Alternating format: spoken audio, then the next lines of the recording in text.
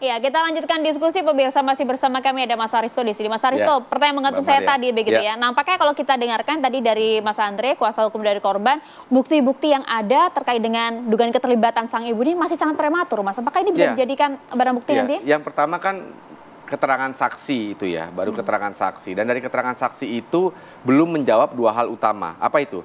Hal pertama adalah apakah yang ditelepon itu betul-betul ibunya. Itu dia. Itu pertama, ya. Yang kedua, yang lebih penting lagi dan sangat penting adalah kalaupun itu betul-betul ibunya, apakah ibunya mengetahui cerita seluruhnya apa yang dilakukan oleh anaknya? Ya, seandainya alat bukti itu reliable. Kan belum tentu, bisa jadi ibunya juga ditempatkan sebagai instrumen juga ya, instrumen metodologis. Alibi dari Agus. Alibi dari Agus atau instrumen metodologis supaya korbannya mau menuruti keinginan Agus. Itu dua hal itu. Kenapa? Karena yang namanya charging orang pidana itu ada dua, ya, ada dua strata. Jadi yang pertama itu turut serta melakukan. Itu artinya keterlibatannya 100%. Yes. Ya, dia ikut, dia tahu atau membantu melakukan. Ya tidak 100% lah, kira-kira 50-70%. Nah, ini harus dibuktikan. Tuh.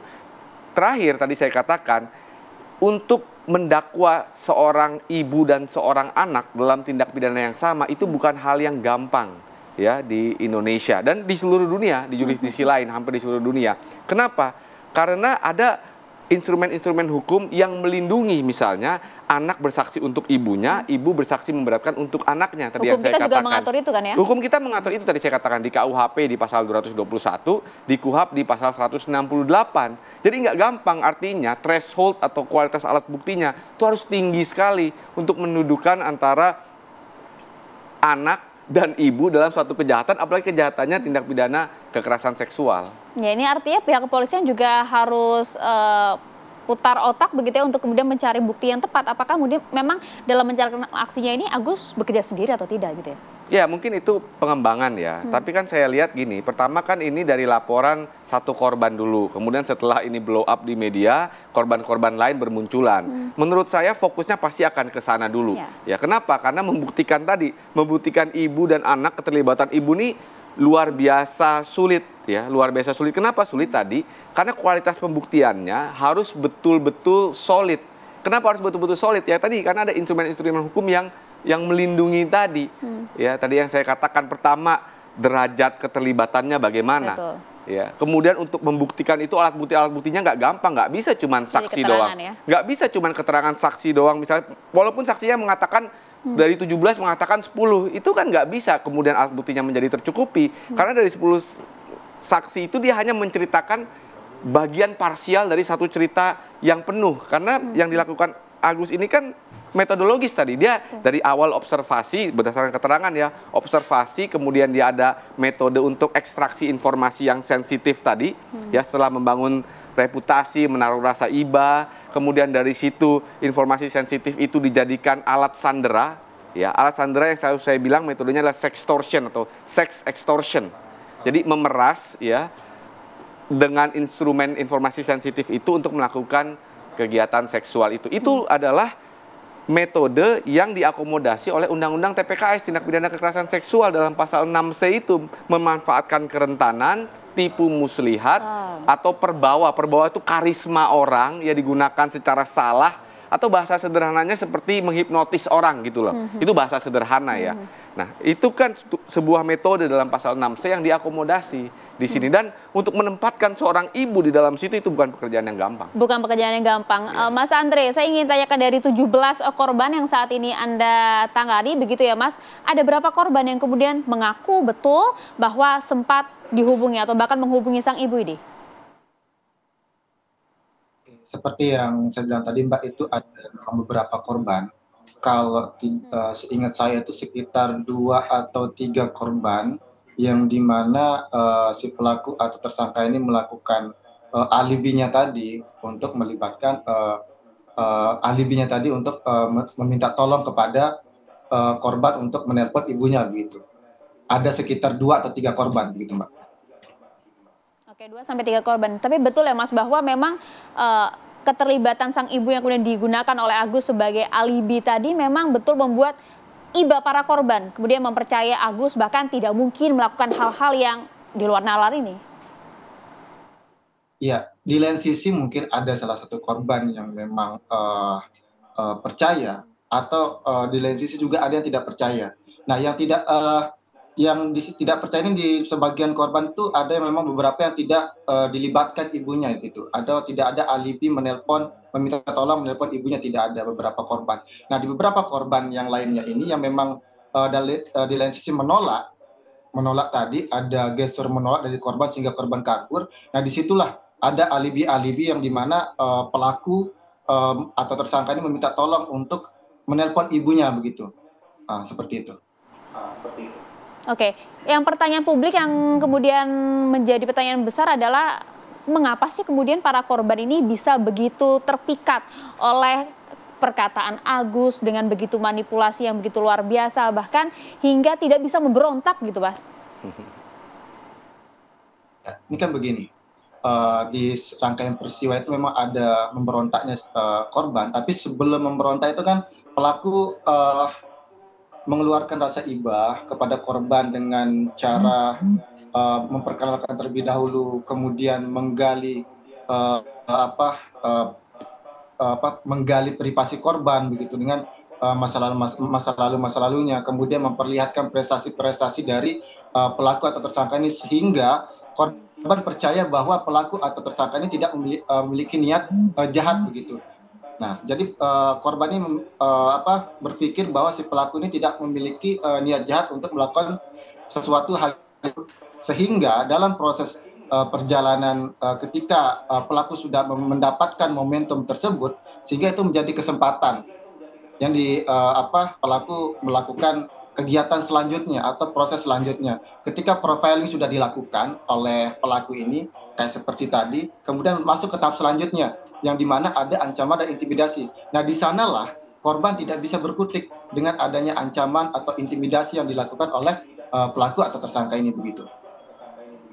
Oke, dengan berbagai informasi yang ada termasuk juga keterlibatan dari sang ibu yang disampaikan langsung, ini kan informasi didapatkan dari para korban tadi 2 hingga 3 korban ini. Apakah ini sudah disampaikan kepada pihak kepolisian, Mas Andre? Tentu hal itu sudah tim pendamping sampaikan kepada pihak kepolisian atau penyidik, khususnya Polda NTB dalam hal ini. Tentu dari pihak penyidik atau Polda NTB terus menggali apakah memang ada kemungkinan terlibat atau tidak terlibatnya dari ibu. Tapi kembali lagi fokus kita adalah ini terkait kasus pelecehan seksual yang dilakukan oleh pelaku atau tersangka ini. Untuk kemungkinan itu polisi atau pihak kepolisian atau Polda NTB dalam hal ini masih menggali terus terkait apakah adanya keterlibatan ibu dari pelaku atau tersangka ini begitu. Ya, ini kan sayang sekali ya dalam diskusi kami pun juga masih menunggu hingga saat ini kehadiran dari kuasa hukum Agus. Tapi kita tahu betul dalam beberapa wawancara TV One bersama dengan kuasa hukum Agus dan juga Agus sendiri bahwa disampaikan ini adalah bukan pelecehan seksual, ini adalah suka sama suka. Respon Anda sebagai pendamping dari para korban, Mas Andre? Baik, begini, saya sedikit mengingat di live TV One itu dengan pendamping kami yang lain, yaitu Mbak Adel, di mana di live itu ada kesepakatan kan. Nah, kesepakatan itulah yang dijadikan dari pihak pelaku atau tersangka ini, dalam hal ini pengacara, mengatakan suka sama suka. Padahal pada live itu pendamping kami perempuan dengan pelaku atau tersangka ini mengatakan kesepakatan itu terjadi ketika di dalam kamar. Ketika dibukakannya baju atau pakaian pelaku atau tersangka ini. Ketika rekonstruksi, ini ada perbedaan antara pelaku atau tersangka dengan pengacaranya. Di dalam rekonstruksi kemarin dari keterangan tersangka itu bahwa kesepakatan itu, pengacaranya mengatakan kesepakatan itu pada saat perjalanan dari Taman Udayana ke pihak penginapan atau ke tempat penginapan homestay ini begitu. Nah, di dalam perjalanan itu kesepakatannya apa? Dia mengatakan bahwa ada kesepakatan itu kamu yang harus bayar begitu untuk nanti di penginapan begitu sebesar sekian nominalnya begitu atau 50.000 begitu. Nah, disitulah kesepakatannya dikatakan oleh pengacara. Sedangkan yang dikatakan kliennya atau pelaku tersangka ini, kesepakatan itu timbul ketika di dalam kamar. Artinya bahwa ada kontradiksi antara pengacara dengan kliennya atau pelaku atau tersangka ini begitu. Jadi itu sudah kita lihat. Tapi dari perspektif keterangan korban itu tidak ada sama sekali suka sama suka, itu terbantahkan dari keterangan korban. Artinya ada gestur penolakan yang dilakukan oleh korban, baik gestur dari melakukan tendangan dengan kaki korban gitu, dengan menoleh ke arah kanan, kemudian salah satu korban itu dengan mendobrak pintu kamar mandi, kemudian korban melawan begitu. Kemudian ada korban lainnya ketika pelaku atau tersangka ini memaksa masuk korban, tapi korban menolak dan mengatakan saya akan gelindingkan kamu ke tangga. Kemudian korban ini menahan pintu supaya sehingga pelaku atau tersangka ini tidak masuk ke kamar korban, sehingga pelaku ini menyerah dan balik pulang begitu. Nah, gestur-gestur penolakan itu ada. Jadi kesimpulannya tidak ada suka sama suka, atau itu sangat terbantahkan dari keterangan korban begitu. Oke, dan klaim ini dibantah oleh seluruh korban yang diampu oleh Anda, ke-17 korban ini? Betul Mbak, itu dibantah seluruh hampir 17 korban, begitu.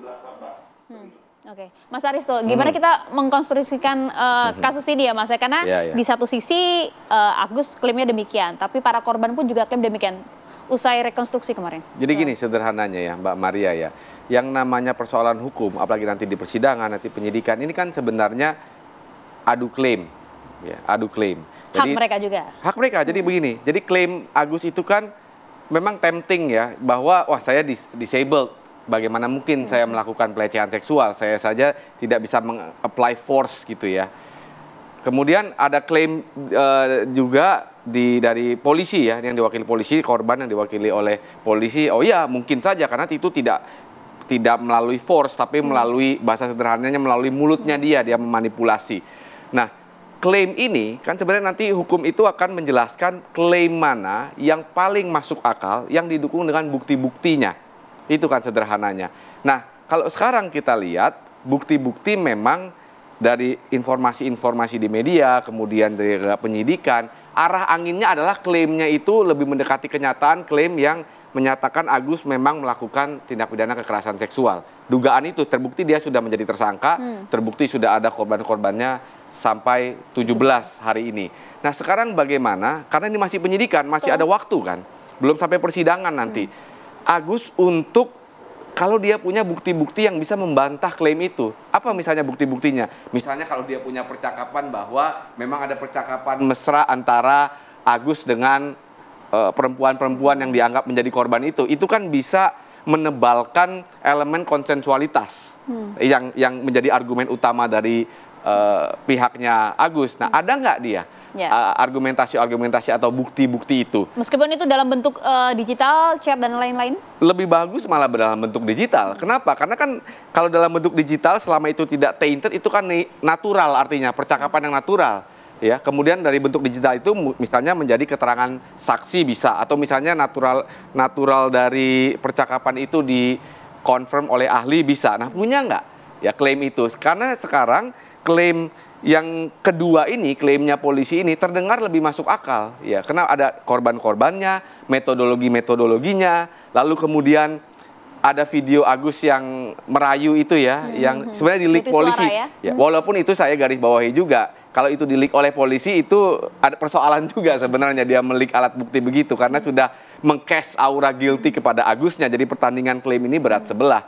Nah, pertanyaannya, PR buat pihak Agus dan advokatnya, dia punya nggak bukti-bukti yang mendukung klaim dia, yang sehingga klaim yang dianggap oleh polisi ini, Agus ini melakukan pelecehan itu menjadi terbantahkan, atau setidaknya orang menjadi ragu, oh kayaknya ada possible explanation dari persoalan ini. Nah, kalau di dalam hukum pidana, kalau ada possible explanation itu, ya itu nggak boleh menghukum orang, itu yang namanya beyond reasonable doubt. Kenapa? Karena ada kemungkinan kedua yang masuk akal. Nah, sekarang kita lihat nih nanti nih dinamikanya bagaimana, Mbak Maria. Antar klaim tersebut ya. Dan juga Mas Andre, apakah ada bukti-bukti baru yang kemudian dimiliki oleh para korban dan juga akan diserahkan kepada pihak kepolisian terkait dengan hal ini, memperkuat bantahan dari para korban bahwa ini bukan suka sama suka gitu? Untuk informasi itu kami belum mendapatkan apakah memang dari pihak pelaku tersangka ada memang bukti-bukti. Sejauh ini informasi yang beredar atau yang kami dengar dari tim pendamping itu belum ada. Memang bukti-bukti informasi yang disampaikan oleh pengacara pelaku atau tersangka ini itu sejauhnya akan mengikuti proses hukum yang ada. Itu yang disampaikan oleh pengacara pelaku atau tersangka di media begitu. Nah, untuk bukti-bukti yang diberikan kepada Polda itu kami belum dapatkan informasi, mungkin bisa ditanyakan kepada pihak kepolisian untuk lebih lengkapnya begitu. Oke, kami juga akan tampilkan nanti Mas Aristo dan juga Mas Andre serta pemirsa sedikit cuplikan perbincangan antara Agus bersama dengan TV One yang pernah kami rekam sebelumnya. Tapi nanti usai jeda, sesaat lagi tetaplah bersama kami di Apa Kabar Indonesia Malam.